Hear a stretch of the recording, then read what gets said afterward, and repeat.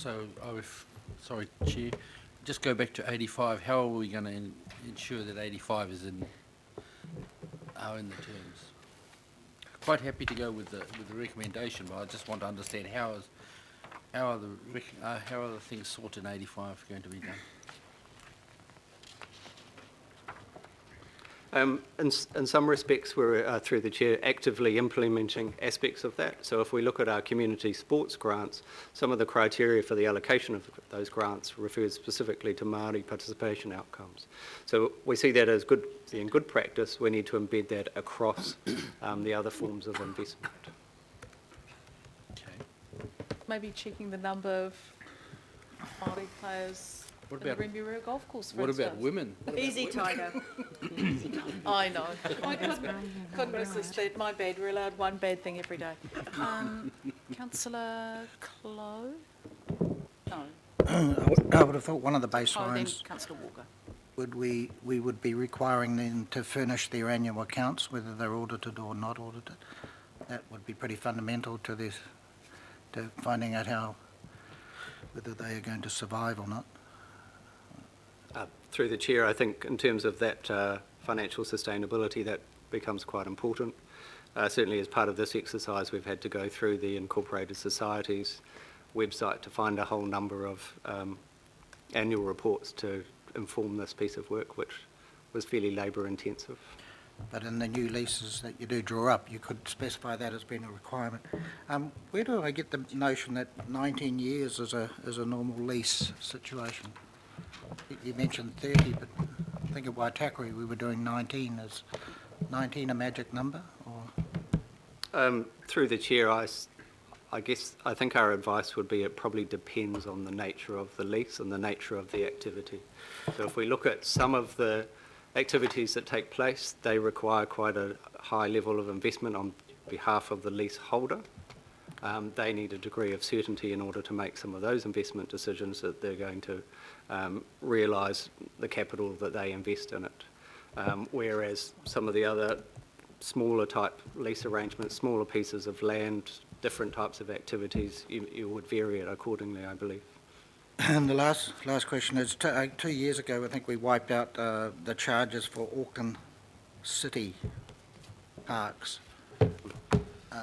Playing charges, which took us 5 years to align them, which seemed a pretty long time. Is that the same thing regards is it the old Auckland City where they charge more than $1? Is it more in Auckland City that people are paying money, or is it random all over the place? Some people are paying $1 and some pay more. Through the Chair, it seems to be pretty random. Okay. Thank you. Councillor Walker? Sure. Quite obviously, this report is dealing with sporting organisations. Is it fair to assume that the same principles are likely to apply to wider community organisations that are in the same situation? That is, they could be located on council reserves, they may have leases, peppercorn rentals, all that. Through the Chair, the focus of this piece of work has very much been on the sports facilities. We can see that, however, there's flow-on effects across other types of facilities.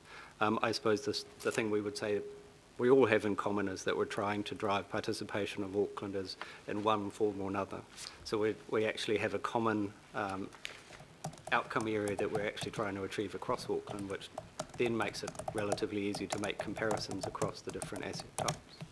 Sure. And the other question I've got just goes to really getting your head around this. It's quite a complex area, and it would be helpful to have a suite of examples. They don't have to be real-world examples in the sense that they name a particular organisation, but they could be things that were created on the basis of some substance in reality. And my reasoning behind that is that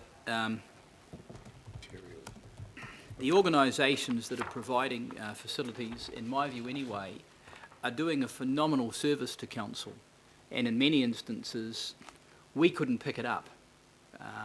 If we were to pick it up, volunteerism would probably drop off, a whole lot of things would drop off. So as much and all as we've got a number of principles here, and I understand the principles, how they actually translate in terms of reality and the history of what clubs and so on have been used to, I have some question marks over. I can see that there are some potential repercussions that could impact on us pretty significantly. So I'm just sending a few warning signals up, Madam Chair. Yep. Okay, so Yep. a suite of examples would be really good, and if we're going out with something, Yeah. would be very helpful to local boards, to community groups, and so on. Thank you, Councillor Walker. Yep, we're on exactly the same page. When I had the briefing with the staff, I said we need a for instance for all of these so people understand what we're talking about. And you're absolutely right that this particular recommendation and this part of the whole process is probably the most sensitive, and I don't think we can underestimate the potential for community concern if we don't respect that. And what I'm hearing from our staff is they understand that absolutely. All right, Councillor Simpson, and then shall we Thank look you, at- Madam. Oh, and then Councillor Darby. Thank you, Madam Chair. There isn't kind of a one-size-fits-all here, is there? You know, there's always a whole lot of factors that play in from if I won't say the sublime to the ridiculous, noting that one is ridiculous and one isn't, but from one side that you've got a peppercorn rental for an organisation that you've got no transparency around and how many people it looks after and whatever, to potentially a lease whereby, you have an outside organisation potentially wanting to fund some infrastructure investment in this space that may want a 99-year lease because all they're asking for from council is landowner approval. So you've kind of got a huge range. So I suppose my question is, what is the process for picking the right lease? I mean, the advice goes to the local boards, but, how do we know that a local board, I'm just risk averse here, how do we make sure that potentially the wrong people don't make the wrong decisions?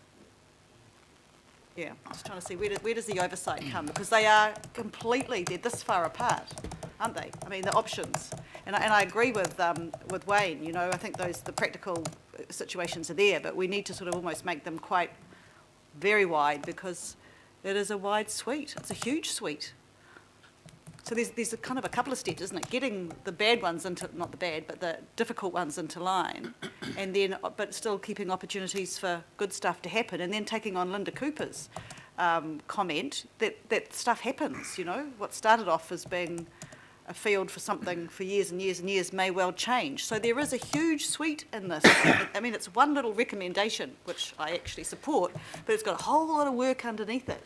And I suppose I'm just asking, how's the confidence I have that the right thing will be chosen for the right So is place? that part of the next stage where we actually really have a good look at this together with our local boards and our communities? Because this, I won't panic as chair, the fact that all of this is going to take that long. This is, as Councillor Simpson says, really the grunty recommendation for us. So my understanding is, as we unpack this through the consultation process, this is when we start to work out on the continuum of stuff to really worry about and stuff that'll be okay. Through the chair, in answer to the question, or an observation first to start off with, we tend to deal often with some quite extreme cases where a lot of the community leases sort of sit in that nice happy middle area, and that's where we should probably concentrate the majority of our efforts. With respect to implementation, so part of also building this plan is putting in place the decision-making frameworks that will support the implementation of it. So when we look at those principles, we would see that those would guide decision-making, whether it sits at the governing body or at the local board. And part of the piece of work would be building some tools that would enable all of the decision makers to apply the decision making in a consistent manner. Obviously then that allows for local boards to make decisions that reflect their actual communities. So the process will be somewhat uniform. Yeah. The decisions of course rest with the Yeah. decision maker. So So we need to get comfortable with the process, It's the understand that process it's is what it- transparent and well understood, then how it's applied at the local level gives that little bit of sort of local content and local flavour. But I think that's a very good question, Councillor Simpson, for us to get comfortable with. Okay, Councillor Darby. Thank you. Well, I've seen a couple of 30-year leases be granted recently, and I just wanted, that concerns me, Madam Chair, because 30 years is a whole generation denied. And if the decision at year one is not the right decision, it could prove extremely costly, not just financially, but socially, and that's even more important. So I think the staff might be aware of those leases, you are, and they were contrary to advice of our officials. Yeah, that's I'm interested in whether this body of work addresses those instances. I think one of them is a confidential item, so we can't go into the detail. But are the staff confident that this captures those sorts of examples, or do we need to amend what's here to ensure we capture it? Through the chair, I believe the process that we're going through in establishing the principles will help us deal with some of those outliers. Now, that's not to say that some of those won't happen, but if we again start applying a uniform set of principles and some clear guidance, and certainly when we come into our the drafting of our leases, where clear guidance can be provided to staff that obviously are drafting those aspects, that's where we can get, as a council, much more uniform in terms of how we apply things. So, as I said in response to an earlier question, we would see that 33-year leases would be the exception, and you would need to have a pretty good criteria or rationale as to why you would enter into that. Now, it could be because of the level of capital investment that's required on behalf of the leaseholder, and you'd need to test that out. You'd also want to look at the value of the underlying land and the size of the land, because certainly with the intensification that's happening in Auckland, tying up large parcels of land for 33 years isn't in the long-term interests of the community, I don't believe. Or is, depending. So just on that, Yes, depending. Or I'm hearing the responses that it is likely, but or are we going to have some certainty around that when this document gets landed? So process. I'm just wondering whether this committee actually has an interest when it is beyond 20 years. Because there is a regional significance. If we're talking about a regional network of parks, when you assign a lease or sign up a lease of greater than 20 years, suddenly the local, and the local board has jurisdiction here over those leases, signing up those leases. Yeah. Suddenly when you go over 20, I think it actually has regional significance, and I'm just wondering if there is interest of this committee to call back any lease which is over 20 years to the decision-making of this group. Okay.